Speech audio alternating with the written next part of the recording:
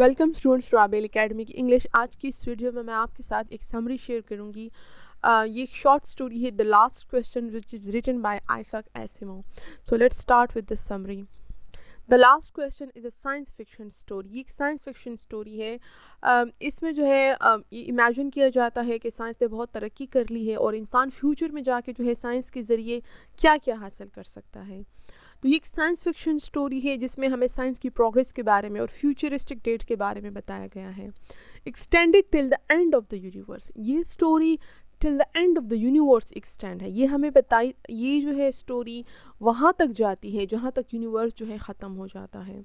The story consist of 7 stages. इस story में 7 stages हैं। There is an unknown gap of time between successive stages. हर एक stage के दरमियान बहुत ज़्यादा टाइम पीरियड गुजर जाता है, लेकिन एग्जैक्ट नहीं बताया गया कि कितना टाइम पीरियड जो है गुजरता है। मिलियन ईयर्स, थाउजेंड्स ईयर्स और वट जितना भी है, लेकिन वो हमें नहीं बताते हैं। हाँ, इंसान ने जो तरक्की की होती है एक स्टेज के बाद दूसरी स्टेज पर, वो हमें बताते हैं। At each stage there is a super computer having different name. हर एक स्टेज में इंपॉर्टेंट बात है कि हमारे पास एक सुपर कंप्यूटर होता है जिसका अलग अलग नाम है। The first stage is set in 2061। इस स्टोरी का फर्स्ट स्टेज 2061 में जो है वो सेट किया गया है, where the super computer was called Multivac. First stage में जो सुपर कंप्यूटर होता है उसको मल्टीवेग कहा जाता है। It was immense in size, occupying a whole building. ये बहुत बड़ा होता है मल्टीवेग की जो सुपर कंप्यूटर है 2061 का, और ये तकरीबन एक पूरी बिल्डिंग में जो है इसने ऑक्यूपाई की होती है। It first solve the problem of increasing energy requirements. उस वक्त जब मल्टीवेग था तो दुनिया को एनर्जी क्राइसिस था। मसला ये था इंसान के साथ कि वो जो है उसके साथ जो कोल था, जो यूरेनियम था, वो ख़त्म हो रहा था, और इंसान मार्स पे जाने के लिए और खला में दूसरे प्लैनेट्स पे जाने के लिए उसको एनर्जी की ज़रूरत थी जो कि इंसान के पास मौजूद नहीं थी। मल्टीवेग ने पहली बार इंसान की एनर्जी रिक्वायरमेंट्स, बढ़ती हुई इंक्रीजिंग एनर्जी रिक्वायरमेंट्स का मसला सॉल्व किया। It helped the energy of the sun to be utilized on a planet-wide scale. मल्टीवेग ने पहली बार जो है ये इसका हल निकाला कि सूरज की एनर्जी को जो है वो डायरेक्टली जो है इस्तेमाल किया जा सकता था ज़मीन पर, तमाम प्लैनेट पर, मतलब पूरी की पूरी ज़मीन पर जितने भी काम होते थे सब जो है सूरज की एनर्जी से होने लगे। All the earth rain on invisible beams of sunlight. तमाम ज़मीन जो है वो सनलाइट की इनविजिबल बीम से जो है चलने लगी। वो उन बीम्स मतलब शुआएँ, रेज, उन रेज से चलने लगी जो इनविजिबल थी, जो नज़र नहीं आती थी। ये जो मैंने इन्वर्टेड कॉमर्स में ये जुमला बंद किया है, ये जो है टेक्स्ट से मैंने, ओरिजिनल टेक्स्ट से जो है ये मैंने कोट किया है। Multivac could answer deep questions. Multivac deep questions का जवाब भी दे सकता था।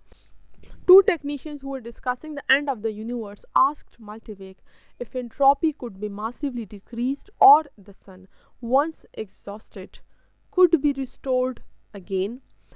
दो टेक्नीशियन जो है जो आपस में जो है डिस्कशन कर रहे थे कि यूनिवर्स का एंड क्या होगा, यूनिवर्स किस तरह ख़त्म हो गया, क्या हमारी एनर्जी रिक्वायरमेंट्स ख़त्म हो जाएगी तो इंसान ख़त्म हो जाएगा। वो ये डिस्कशन कर रहे थे तो उन्होंने सोचा कि मल्टीवेग से पूछा जाए। उन्होंने मल्टीवेग से पूछा if entropy could be massively decrease, कि क्या एंट्रोपी को हम बहुत ज़्यादा बड़े पैमाने पर डिक्रीज़ कर सकते हैं। एंट्रोपी का मतलब ये है हर चीज़ का जो है यूज़ होना, जब हर एनर्जी यूज़ हो जाती है तो वो ख़त्म हो जाती है, इसको एंट्रोपी बोलते हैं। तो उन्होंने पूछा कि क्या एंट्रोपी को हम बहुत बड़े पैमाने पे स्लो डाउन कर सकते हैं, या और द सन, या ये कि सूरज वंस एग्जॉस्टेड, अगर सूरज एक दफ़ा ख़त्म हो जाए, कुड बी रिस्टोर्ड अगेन, तो क्या उसको दोबारा रिस्टोर किया जा सकता है। इट आंसर्ड, और मल्टीवेग ने जवाब दिया, there is insufficient data for a meaningful answer. उसने जवाब दिया एक मीनिंगफुल आंसर के लिए ये डेटा इनसफिशेंट है। ये उसका जवाब था कि मैं सही जवाब नहीं दे सकता क्योंकि मेरे पास डेटा इतना नहीं है कि मैं यूनिवर्स के एंड के बारे में आपको बता सकूं। So that was the first stage. अब सेकंड स्टेज में क्या होता है, the second stage took the reader out of the earth to a new planet. Second stage जो है वो रीडर को अर्थ से निकाल के न्यू प्लैनेट पे ले जाता है। A family is moving out of earth in their spaceship. Second stage में हमें एक फैमिली दिखाई जाती है जो अपने स्पेसशिप में ट्रेवल कर रही होती है, वो ज़मीन से बाहर जा रहे होते हैं। They were shifting to a new planet as the earth was overpopulated. वो एक नए planet पे शिफ्ट हो रहे होते हैं, ज़मीन से निकल कर दूसरे planet पे जा रहे हैं, क्योंकि ज़मीन जो होती है ये ओवर पॉपुलेटेड हो जाती है, आबादी बहुत ज़्यादा हो जाती है। अब ये फर्स्ट और सेकंड स्टेज के दरमियान जितना भी टाइम लैप्स है वो हमें नहीं बताया गया है। The new planet had already been inhabited by a million people. नया planet जो है वो ऑलरेडी डिस्कवर्ड हो चुका है, मिलियन लोग ऑलरेडी उस पर रह रहे थे। Microvac was the super computer in that stage. Second stage में जो सुपर कंप्यूटर है उसको माइक्रोवेव कहते हैं। Which had much reduced in size but increased in intelligence. Multivac जो काफ़ी बड़ा था साइज में, लेकिन वह माइक्रोवेव मल्टीवेव के मुकाबले में काफ़ी छोटा होता है, लेकिन इंटेलिजेंस में काफ़ी बढ़ गया होता है। It was asked the same question that had been asked of Multivac in the first stage and it gave the same answer. Second stage के एंड पर वही क्वेश्चन जो है वो माइक्रोवेव से किया जाता है जो कि फर्स्ट स्टेज में मल्टीवेव से किया गया था, और वो वही वाला जवाब देता है। There is insufficient data for a meaningful answer. मतलब इतना टाइम गुजरने के बावजूद भी माइक्रोवेव जो सुपर कंप्यूटर था इस सेकेंड स्टेज का, वो भी जो है अभी तक इसका जवाब नहीं दे सका। The third stage occurred when the galaxy was about to fill. First stage में सन एनर्जी जो है वो यूज़ की जाती है और इंसान जो है वो ट्रेवल करने के काबिल होता है। सेकंड स्टेज में ज़मीन से लोग नए प्लानट पे शिफ्ट होते हैं। थर्ड स्टेज में गैलेक्सी की जो इंसान की जो है हमारी जो गैलेक्सी है जिसमें अर्थ है तकरीबन वो फिल होने को है, उसके सारे के सारे प्लैनेट जो है वो इंसानों से भर गए हैं। Man had achieved immortality due to which the galaxy was getting overcrowded. इंसान अब इमोर्टैलिटी अचीव कर चुका है। इमोर्टैलिटी का मतलब है अब उसे मौत नहीं आती है। इस स्टेज में इंसान ने इतनी तरक्की कर ली कि वो मौत पे काबू पा चुका है, तो ज़ाहिर बात है आबादी बहुत तेज़ रफ्तारी से जो है वो बढ़ रही थी। थर्ड स्टेज में जो है इमोर्टैलिटी हासिल करने की वजह से आबादी बहुत बढ़ी, due to which the galaxy was getting overcrowded. और ज़ाहिरी बात है इस तरह गैलेक्सी जो है वो ओवरक्राउडेड होने लगी।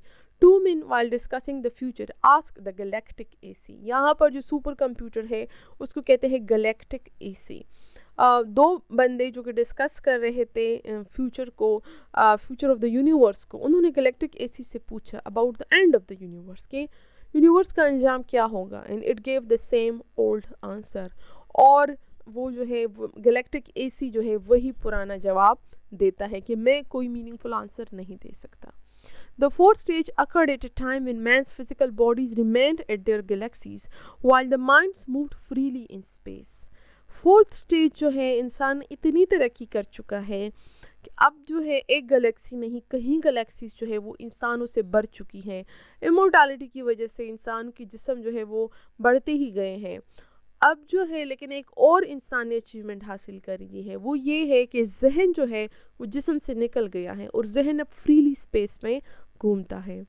Eight a time when men's physical bodies remained at their galaxy, हर इंसान की फिजिकल बॉडी अपनी अपनी गैलेक्सी में अपने अपने प्लानट पर मौजूद है। while the minds moved freely in space, जबकि हर इंसान का दिमाग, तमाम इंसानों का दिमाग फ्रीली स्पेस में मूव करता है। almost all the galaxies in the universe had been filled by humans. Universe की तकरीबन तमाम गैलेक्सीज जो हैं वो इंसानों से भर गई हैं। There was no difference between the original galaxy and the other galaxies. वो गैलेक्सी जिसमें अर्थ मौजूद था और बाकी गैलेक्सीज में अब कोई फ़र्क नहीं रहा। Most part of the universal AC was in hyper space. Universal AC का ज़्यादातर हिस्सा हाइपर स्पेस में होता है।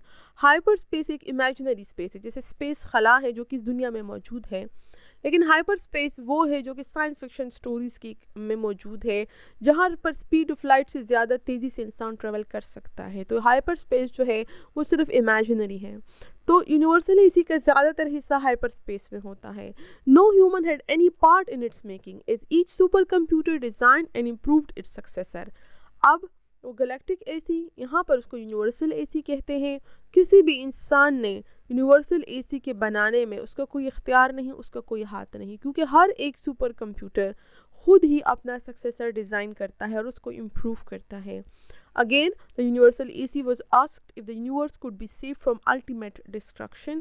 दोबारा स्टेज के अख्तिताम पर यूनिवर्सल एसी से पूछा जाता है, इंसान उससे पूछता है कि क्या इस यूनिवर्स को हम अल्टीमेट डिस्ट्रक्शन से रोक सकते हैं। And once more it had the same reply to that old question of man. और एक दफ़ा फिर ये सुपर कंप्यूटर भी वही जवाब देता है जो कि पहले सुपर कंप्यूटर्स ने इंसान के इस सवाल का जवाब दिया था। In the fifth stage, man had lost its identity and man was now called man and nothing else. Fifth stage से पहले फोर्थ स्टेज तक इंसानों के नाम होते थे, बेशक वो काफ़ी ज़्यादा कॉम्प्लिकेटेड होते गए थे टाइम के साथ साथ, नंबरिंग और कुछ इस तरह सिंबल्स थे, लेकिन हर इंसान का अपना नाम मौजूद था। फिफ्थ स्टेज में इंसान का कोई नाम नहीं है क्योंकि अब वो मैन कहलाता है, कैपिटल एम के साथ। हर एक इंसान मैन कहलाता है, नथिंग एल्स, और मज़ीद कुछ नहीं कहलाता। वो अपनी आइडेंटिटी इंसान जो है वो खो चुका है। इंसान इतनी तादाद में इतना बढ़ गया है कि बस हर एक इंसान जो है वो मैन ही है। Man was hopelessly looking at the dying universe. इंसान मरते हुए यूनिवर्स को बहुत नाउमीदी से देखता है। The galaxies were getting dimmer. Galaxies आहिस्ता आहिस्ता डिम होती जा रही थी क्योंकि लाइट जो है इंसान ने इतनी इस्तेमाल कर ली थी कि वो ख़त्म होती जा रही थी। The stars were dying out. Stars मर रहे थे। The cosmic AC was in hyperspace. इस स्टेज का सुपर कंप्यूटर कॉस्मिक एसी कहलाता है और वो हाइपर स्पेस में होता है।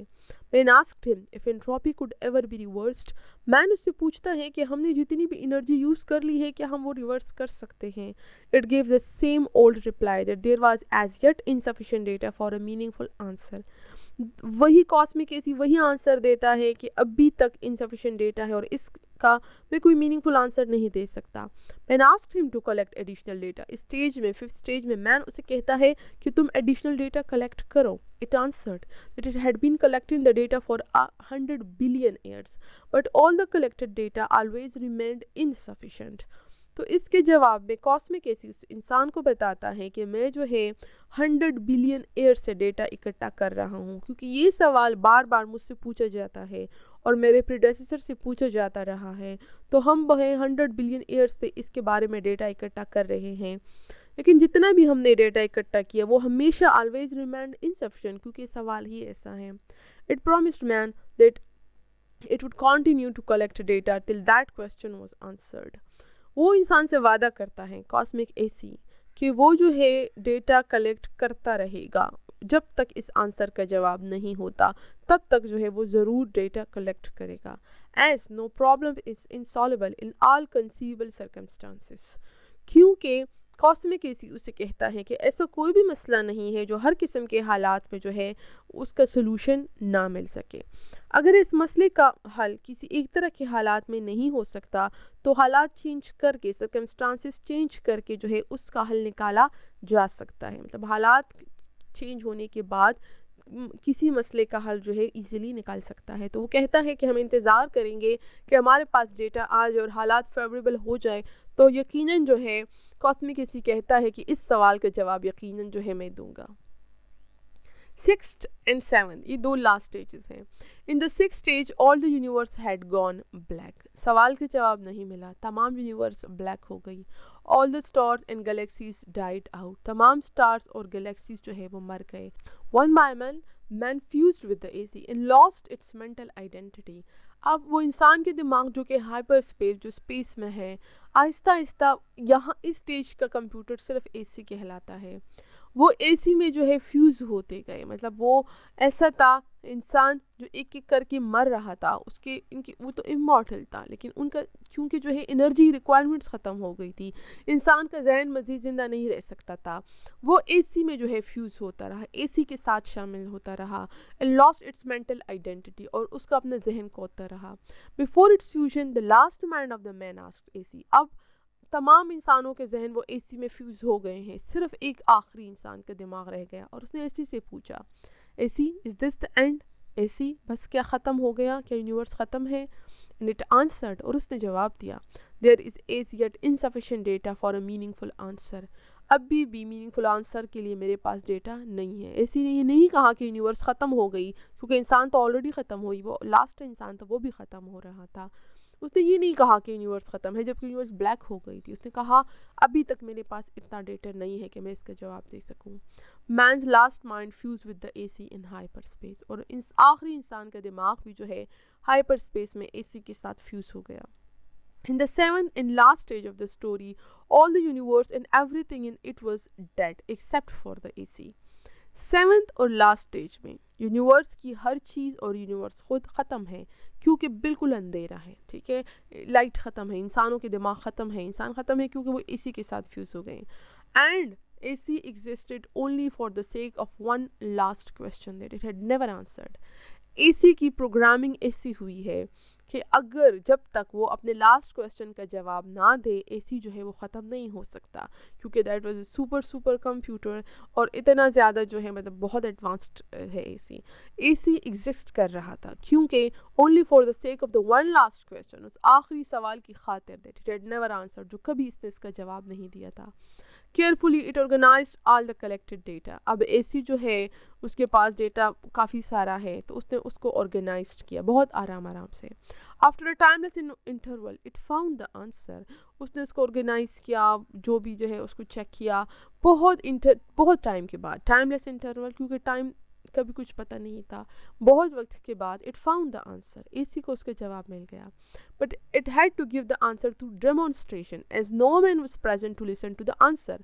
अब वो जवाब किसको देता, क्योंकि कोई इंसान मौजूद ही नहीं था जिसको वो जवाब देता। This is the last stage. ये लास्ट स्टेज इंसानों के बगैर है, सिर्फ AC है इसमें। AC चाहता है कि वो जवाब दे, लेकिन इंसान ही नहीं है जिसको वो जवाब दे, तो उसको डिमॉन्स्ट्रेशन करके दिखाकर जो है इंसान को जवाब देना था। सो द AC सेट, पर AC ने डिमॉन्स्ट्रेट किया और उसने जवाब दिया, let there be light and there was light. ये दो जुमले जो हैं ये स्टोरी के हैं, उसके मैंने कोट किए हैं। AC का जवाब ये था कि AC को जवाब मिल गया था कि किस तरह जो है मैंने एंट्रोपी को रिवर्स करना है, किस तरह जो है मैंने यूनिवर्स में दोबारा रोशनी लेकर आनी है। AC को जो है उसका आंसर मिल गया था, वो कर सकता था। और इंसान को वो क्या बताता कि मैं कर सकता हूँ, इंसान तो था ही नहीं, तो उसने करके दिखा दिया। उसने कहा लेट देयर बी लाइट, कि रोशनी हो जाए, एंड देयर वाज लाइट, और रोशनी हो गई एकदम। तमाम यूनिवर्स जो है वो रोशन हो गई, क्योंकि वो सुपर कंप्यूटर इतना एडवांस्ड था कि उसने जो है उसका हल ढूंढ लिया था। लेकिन अब इंसान ही मौजूद नहीं है कि वो जो है ये सब कुछ देख सके या इंजॉय कर सके। सो that was the end of this story. Hopefully आपकी क्लियर हुई होगी। Thank you very much for watching the video.